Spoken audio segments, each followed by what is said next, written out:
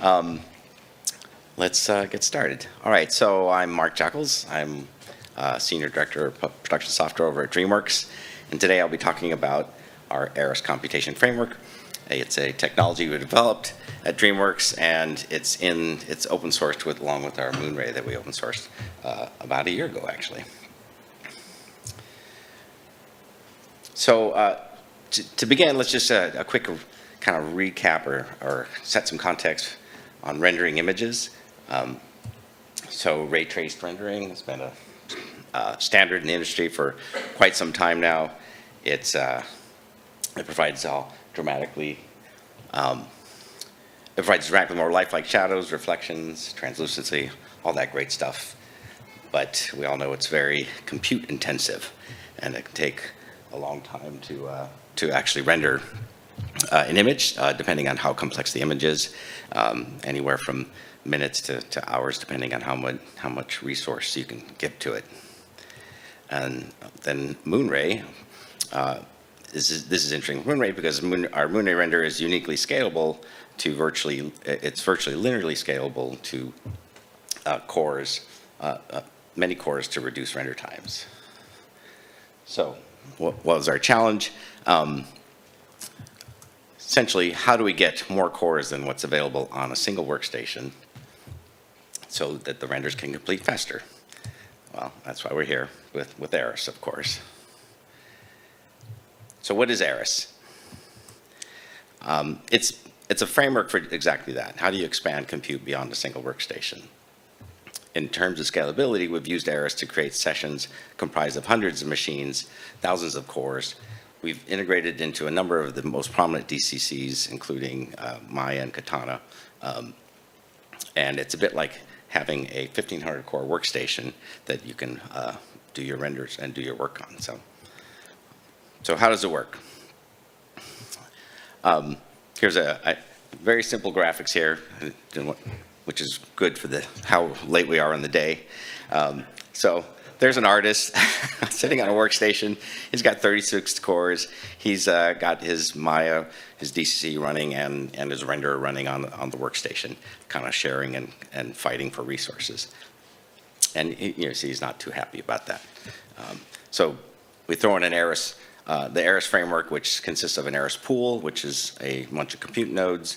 It's kind of like a mini farm, so to speak, and some core services that handle the provisioning and the scheduling of work onto those nodes on behalf of the DCC. So on the client side, there's a client library that knows how to talk to the Arras pool, and when the Maya session says I'm going to render and it wants to start up a session, it communicates with the coordinator.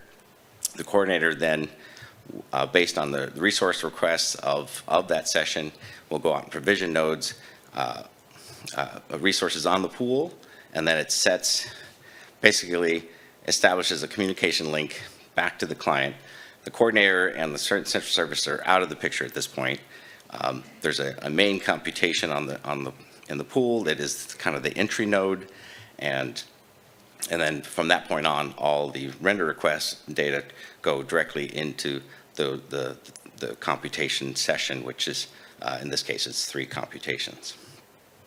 You'll see he's happy now. He's basically got 144 cores or 288 virtual cores, depending on how you count them, and just to do his rendering, and he's able to get his pixels back faster. The other part about the Arras framework is his friend comes into work, or her friend comes into work, and also wants to set it up, and it goes through the same process, reaches out to the coordinator, gets a bunch more compute, and they're both happy. So why is this important to us? So let's talk about a little bit some of the key workflows that we've been able to satisfy with this architecture. So the first big one is just a fast iteration time for an artist, right? We all know that the artists, if they iterate more quickly, they get to the results more quickly, particularly things like keyframes. They can really iterate and get the results they want. Another important use case is walk-bys. A walk-by is actually when a supervisor, or CG Soup or VFX Soup walks by your desk and says, hey, let's take a look at that shot. I didn't like what it looked in dailies. Let's see if we can fix it. So you can see in that kind of situation, faster iterations with a director or a VFX soup sitting there is going to be pretty critical. So in anticipation of that, let's say he knows the soup is coming by at 10 o'clock, so a little before 10, he reaches out, submits a request, gets a whole bunch of cores. He's a whole bunch of computations running out there in the pool. Now he's got 432 cores.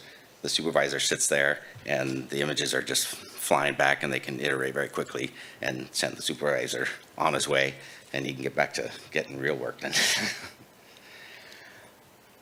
So that's the faster interactive iterations. Another key one is particularly in our workflows, many artists, particularly leads, will instantiate multiple sessions of an applicant like Maya or Houdini. They'll, instead of they're working on multiple shots, they're doing multiple things. So they'll spin up multiple instances of the tool running on their workstation. So now you have 2 or 3 sessions of Maya and all the renderers all running on a single workstation. You can see that could get pretty tight on resources. So if you do something like this, each Maya session grabs some resources in the pool, and they're able to actually offload all the rendering off their box, just leaving more resources on their local workstation for the DCC work. And then finally, and this last one I think is fairly unique. It's hard to imagine being able to do this without having Arras available. And this is a multi-context workflow. And it's better just to show. So this is to show how that works. Here's a DCC 4 viewports. In this case, each one is a different lighting rig. So it's like day and cloud cover, dusk and evening.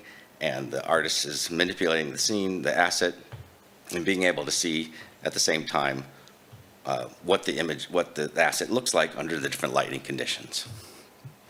So looking under the hood quickly, you can see that this is the scene and the Arras pool. So each viewport is a different context, receiving the pixels from the appropriate computations out there in the Arras pool. And you can see in that way, they're actually able, this is kind of a unique workflow that you could actually support with this offloading using a pool to actually run the computations. Here's another, here's a newer example. This is our Trolls movie. So here you can see there's actually six different views of the character, and the artist is manipulating colors, and it can see the results from all those vantage points at the same time.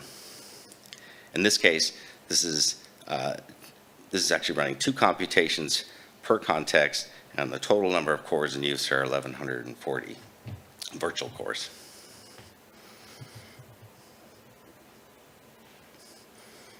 That's kind of cool. I gotta wait for the green, because the green always looks funny.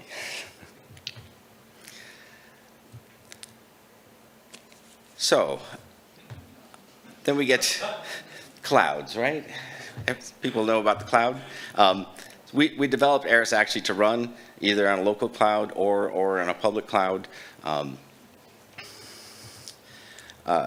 We've actually stood up pretty large instances in our Azure public cloud, and then there's a lot of work to actually optimize that work on the cloud, because latency is always a big issue when you're running in a public cloud. So we use this part I have to read. We use a highly delta encoded codec that we developed called progressive frame message. So that really helps compress or minimize the amount of data that has to transfer back and forth over the the wire to the public cloud. And then the system is set up to process partial image at each user-defined frame per second. So it can actually, whatever the interval, the frame rate that is specified, it can just send whatever it has. It doesn't have to wait to process the entire image at once. So then you get a nice continuous stream of updates coming from the cloud sessions. The messaging protocols are also designed so that higher message latencies cause a greater delay, making delay between making a change and seeing the result. So this is important because otherwise the system could actually break if things start timing out. And so the system is designed to be fully asynchronous in that way. Another big element, most people are aware of what spot means on a cloud. These are, you're getting lower cost cloud resources, and which are subject then to being reclaimed by the provider, and the system was designed to support that, receive those messages, can actually checkpoint and save progress when it does lose a node to a spot reclaim. And then finally, scale testing. We've actually had sessions as large as over 6,000 cores on the Azure cloud. And it actually rendered, scaled pretty linearly the more cores we threw at it, which is, that's testament to MoonRay. An example of that, here's an example of that exactly, actually. So this is 9 different contexts, some of the shots or frames within a sequence of our Trolls movie. The total cores in play are 6,237 virtual cores. This is actually running in Oregon, US West, on Azure, and this is 11 renders per context.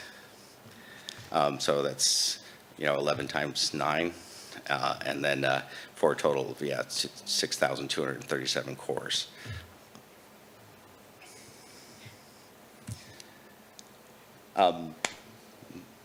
It's getting a little more technical. Debugging, a distributed system like this, debugging and optimizing can be challenging because you have multiple machines kind of in play, parallel processing.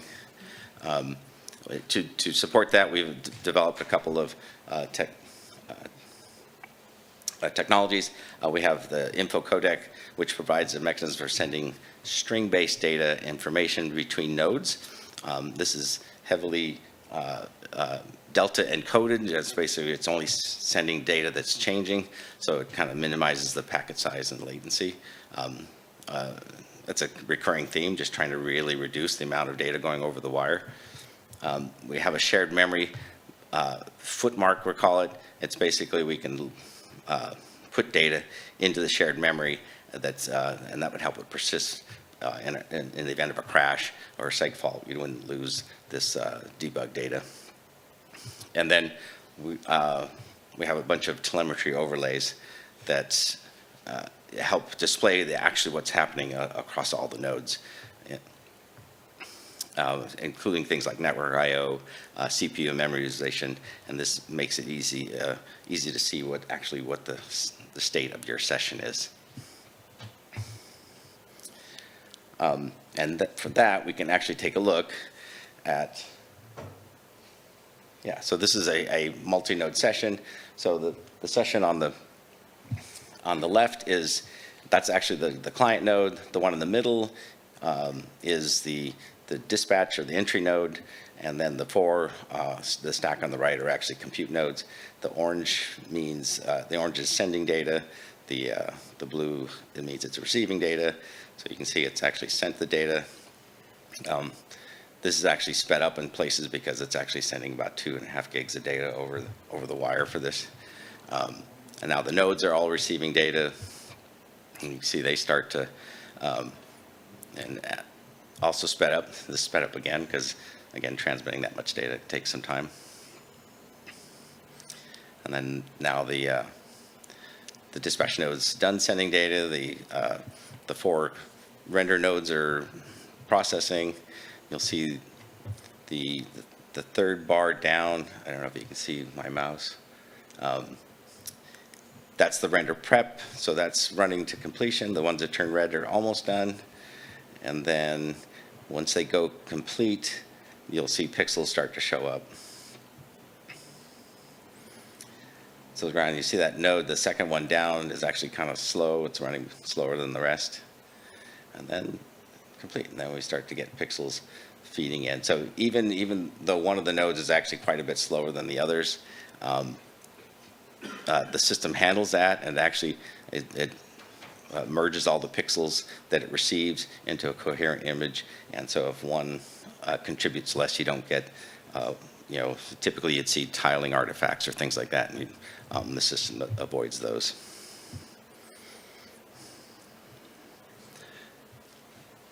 And I think, oh, sorry. Let me see if I can fast forward this. I missed the overlays at the end, but well.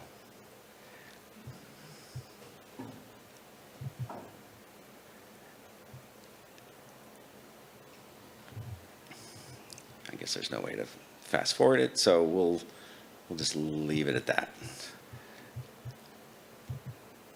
And with that, yeah, I finished a little early. Got you guys done quick. Thanks for your time, and the team is available for any other questions that you would have. We can ask some questions here if you want, if there's any.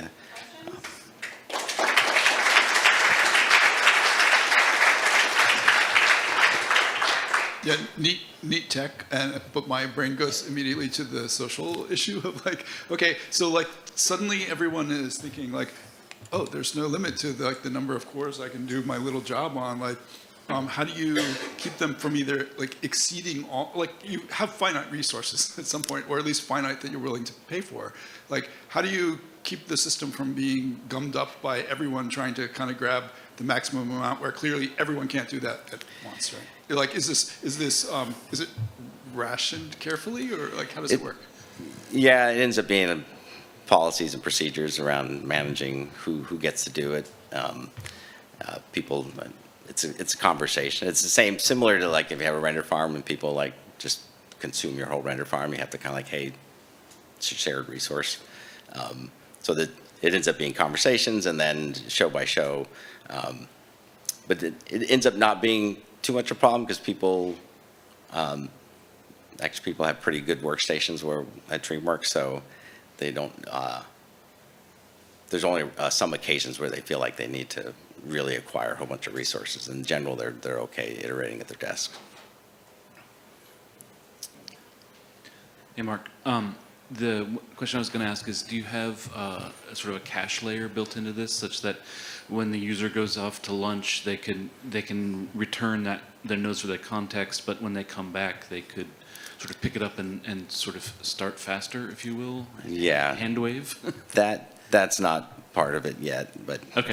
Yeah. So and yeah, ideally they would say like, so it's more for a specific purpose that they would need to really expand their use case, but there's no, ideally they'd give it up and it would go back. And then it's a pool, so the way we manage it is like at night, the pool actually rolls back into the regular render farm because people aren't using it. And then in the daytime, they get reserved for this use case, which in general, the render farm isn't as full during the day because that's a lot of spiky work and not, so it works out really well. I mean, typically the leads kind of dominate the use case. Can you comment on the relation between OpenMPI and Arras, or like it's one built on the other? They're similar. This one is very tuned for this kind of use case. I think we could have one of our engineers could tell you exactly why OpenMPI where it kind of falls short as far as, and most of it is just the tuning, the speed at which it is tuned to transmit the data back and forth. But yeah, there's a lot of similarities. Hey, Mark. I'm going to ask you the same question I asked Sean Looper at the DigiPro presentation about this stuff, like whatever, 4 years ago or something, about, and you have 4 more years of experience. So much like Larry, I was shocked that only like leads would be using this or something. Everybody wants their renders to go faster. Where have you seen the productivity advantages from having this available, which most people don't? Yeah, I mean, biggest advantages are, so when a lighting lead or something would come in early, like start on the show early, that they would be able to actually iterate much more quickly on particularly ones who, so most of our artists are not working on multi-context, so the multi-context one seems to be the one that people mostly gravitate towards. And leads will typically be doing a multi-context, like working on multiple shots. One of our leads had 12, 15 shots open from a sequence and was working them all at the same time. So that kind of works. So it's usually like during lighting setup where they'll set the lights for the sequence and be able to see the effects of that across all the shots. And then when the typical lighter gets in there and they're just iterating on a shot, so there is overhead with it, right? Because you saw all that data being transmitted out to the pool, and then if you shut down your session, then you have to send it all again. So there is a certain amount of overhead to get this thing heated up, to get a whole session warmed up and actually responding. So it kind of depends on the workflow and what you're doing. So someone who's working on 6 shots, they take that hit because they know it's going to pay off in the end. Someone working on a single shot, they tend to not want to take that overhead. So.